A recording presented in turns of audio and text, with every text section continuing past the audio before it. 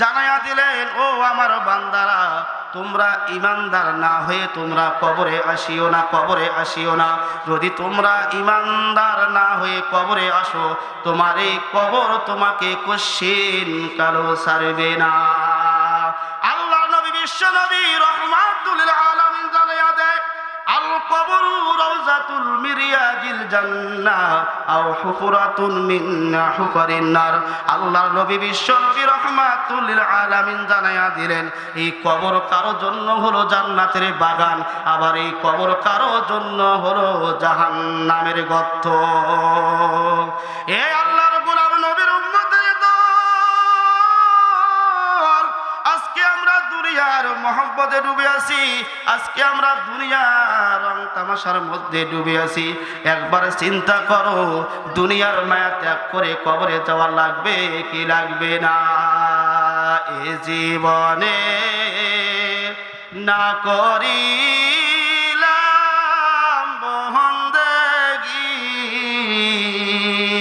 গুনাহ করে কাটাইলাম জিন্দেগি, তওবা করে আবার তওবা ভাঙ্গিলাম,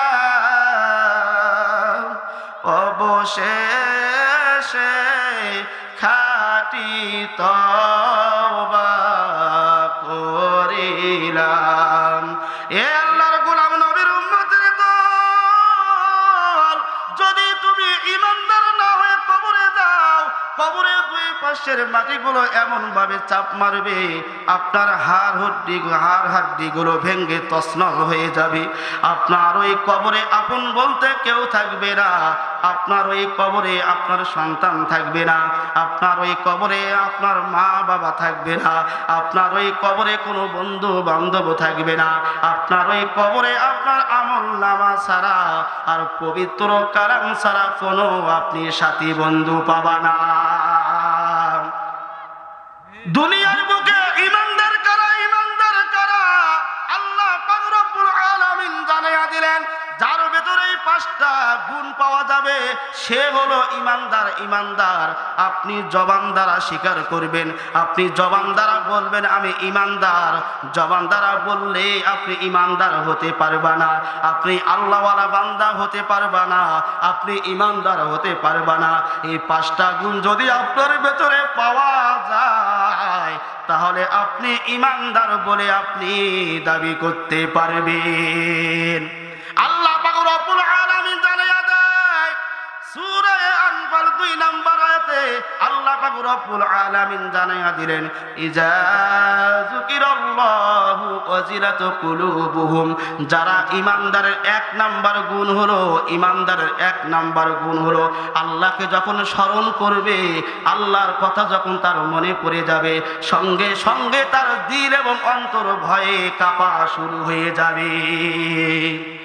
এ আল্লাহর গোলাম নবীর উম্মতের দল, যদি আমরা আল্লাহকে ভয় করতাম তাহলে আমরা নামাজ ছাড়তাম না, যদি আমরা আল্লাহকে ভয় করতাম তাহলে আমরা কোরআন পড়া শিখতাম, যদি আমরা আল্লাহকে ভয় করতাম যাকাত আপনার ফরজ হয় যাকাত আপনি দিতেন, যদি আপনি আল্লাহকে ভয় করতাম হজ আপনার উপর ফরজ হয়ে হজ আপনি করতাম। আল্লাহকে ভয় করা না করার কারণে আজকে আল্লাহর হুকুমগুলো আমরা পালন করতে চাই না। কথা বলুন ঠিক কিনা? এ আল্লাহর গোলাম নবীর উম্মতের দল, আল্লাহর ভয় কিরকম থাকতে হবে, আল্লাহর ভয় কিরকম থাকতে হবে, ছোট্ট একটি ঘটনা বললে আপনাদের বুঝে আসবে তারা আল্লাহওয়ালা বান্দা, যারা আল্লাহকে ভয় করে তারা কিরকম কি পরিমাণে আল্লাহকে ভয় করত। আব্দুল ওয়াহিদ ইবনে যায়েদ একজন আল্লাহওয়ালা ব্যক্তি ছিল, কিন্তু ওই ব্যক্তি ছিল দুনিয়ার মহব্বত তার ভেতরে পাওয়া যাইত, সে শুধু দুনিয়া দুনিয়া করত, আবার 5 ওয়াক্ত নামাজ পড়ত, আল্লাহর হুকুমগুলো পরিপূর্ণভাবে আদায় করত, কিন্তু তার ভেতরে দুনিয়ার মহব্বত ছিল। এ আল্লাহর গোলাম নবীর উম্মতের দল, আল্লাহ পাক রব্বুল আলামিন প্রিয় হাবিব হাবিব জনাবে রাসূলুল্লাহ সাল্লাল্লাহু আলাইহি সাল্লাম জানাইয়া দিলেন, যার ভেতরে দুনিয়ার মহব্বত থাকবে সে দুনিয়ার এবং সে দুনিয়াতে গুনার মধ্যে পড়ে থাকবে। কারণটা কি? আর যার ভেতরে দুনিয়ার কোনো মহব্বত থাকবে না সে ব্যক্তি জান্নাতি, সহজে জান্নাতে যাইতে পারবে। এ আল্লাহর গোলাম নবীর উম্মতের দল, আব্দুল ওয়াহিদ ইবনে যায়েদ একজন আল্লাহওয়ালা ব্যক্তি ছিল এবং গোলাম কেনার জন্য বাজারে চলে গেলেন এবং গোলাম যখন ক্রয় করলেন, কিন্তু গোলাম জবান দ্বারা বলল, ও আমার মালিক, ও আমার মালিক, আমার কিছু কথা আছে, আমার কিছু কথা আছে। কি কথা? তোমার কথা তুমি বলো। কিন্তু আল্লাহর বান্দা দুই চোখের পানি ছেড়ে দিয়ে কান্না করে আর বলে, ও মালিক, সকাল থেকে শুরু করে মাগরিবের নামাজের আগ পর্যন্ত আমি তোমার সমস্ত কাজকর্মগুলো করব, কিন্তু মাগরিবের পরে আমি আপনার কাছ থেকে ছুটি চাই এবং মাগরিবের নামাজের পর থেকে ফজরের নামাজ পর্যন্ত আমি আপনার কাছে ছুটি চাই। এর বিনিময়ে একটা করে স্বর্ণ আমি আপনাকে দিয়ে দিব। আব্দুল ওয়াহিদ ইবনে যায়েদ ছিলেন দুনিয়াবি। আব্দুল ওয়াহিদ ইবনে যায়েদ মনে মনে ভাবলেন, আমার কোনো ক্ষতি নাই। কারণটা কি? সারাদিন তুমি আমার কাজকর্ম করবা, রাতের বেলা তুমি কি করবা না করবা তোমার ব্যাপার, তার বিনিময়ে আমি একটা করে স্বর্ণ পালেই আমার চলবে। এই আল্লাহর গোলাম নবীর উম্মতের দল,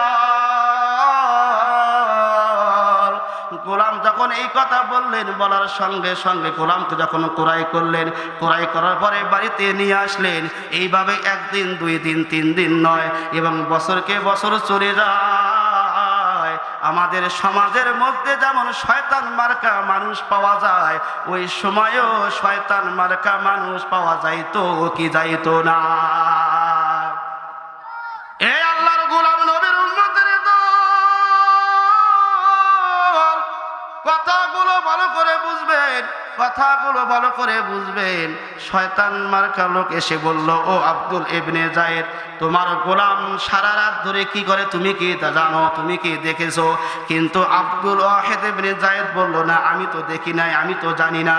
এই শয়তান মার্কা লোক বলল, আপনার এই গোলাম সারাদিন কাজকর্ম করে, কাজকর্ম করার পরে মাগরিবের নামাজের পর কবরস্থানে যায়, গভীর রজনীতে কবরস্থানে যাইয়া, এবং যে মানুষগুলো দুনিয়ার মায়া ত্যাগ করে কবরে চলে যায়, যে মানুষগুলো সন্তানদেরকে রেখে কবরে চলে যায়, যে মানুষগুলো মা বাপকে রেখে কবরে চলে যায়, এই মানুষের কাফনের কাপড়গুলো চুরি করে বাজারে বিক্রি করে। আব্দুল ওয়াহিদ ইবনে যায়েদ রাগান্বিত হয়ে গেলেন, রাগান্বিত হয়ে গেলেন। কারণটা কি? তো বড় অপরাধ করতেছেন, আমার গোলাম এই পরিমাণ অপরাধ করবে, আমি এটা মানতে পারি না, আমি এটা মানতে পারি না। আব্দুল ওয়াহিদ ইবনে যায়েদ বললেন, ঠিক আছে, আজকে আমি খেয়াল করব আমার গোলাম কি করে, রাতে সারা রাত ধরে কি করে আমি এটা খেয়াল করব। কিন্তু যখন মাগরিবের নামাজের আজান দেয় এবং গোলাম নামাজ পড়ে, নামাজ পড়ার পরে এবং জঙ্গলের মধ্যে আস্তে আস্তে যখন হাঁটা শুরু করে দেয়, আব্দুল ওয়াহিদ ইবনে যায়েদ এবং গোলামের পিছু পিছু যায়। যাইতে যাইতে যাইতে গোলাম বিশাল এক কবরস্থানে যাইয়া পাশে যায় নামাজ বিছাইয়া নামাজ শুরু করে, আল্লাহু আকবার বলে নামাজ শুরু করে, সালামের মাধ্যমে নামাজ শেষ করে, আল্লাহু আকবার বলে নামাজ শুরু করে, সালামের মাধ্যমে নামাজ শেষ করে। এইভাবে নামাজ পড়তে পড়তে পড়তে পড়তে এবং যখন ফজরের নামাজের সময় হয়ে যায়, গোলাম দুই চোখের পানি ছেড়ে দিয়ে আল্লাহর কাছে দোয়া করে, আল্লাহ,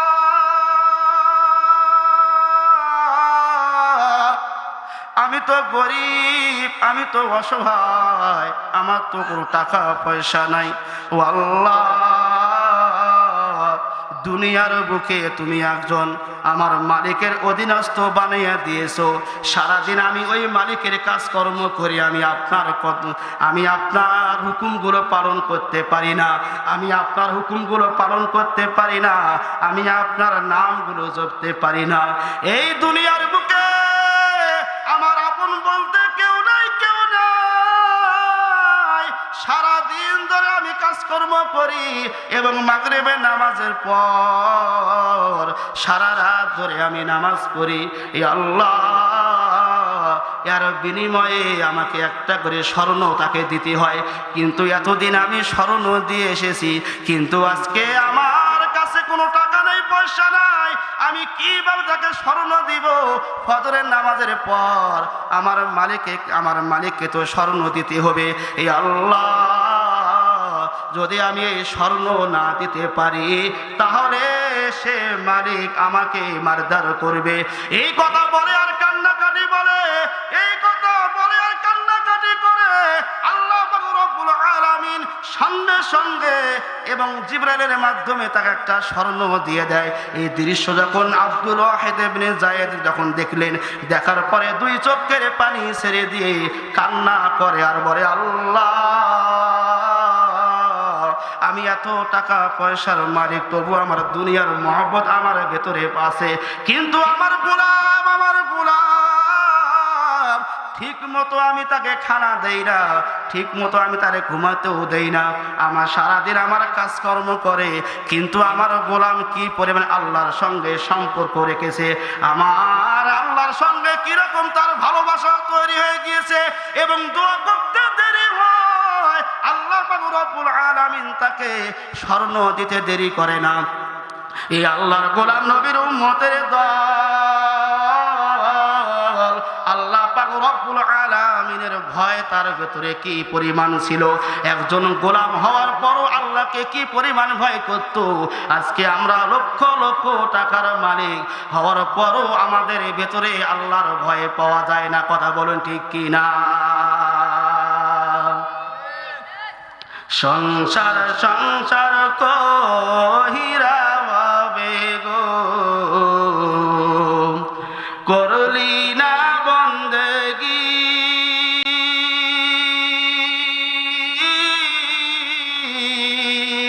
কিভাবে কাটাইবি মনরে অন্ধকার কবর রে, ওরে জীবন গুনায় গুনায় গেল রে, ছেলে মেয়ের মায়ায় পয়রা গো,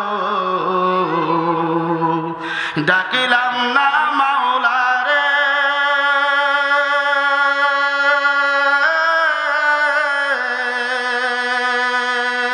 কি জানি কি উপায় হবে গো, অন্ধকার কবর রে, বলেন ওরে জীবন গুনায় গুনায় গেল রে,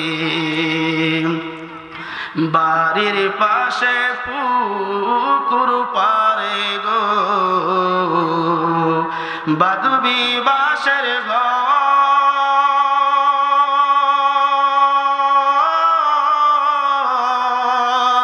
ভাই নাই তোর বান্ধব নাই রে, কে লইবে খবর রে,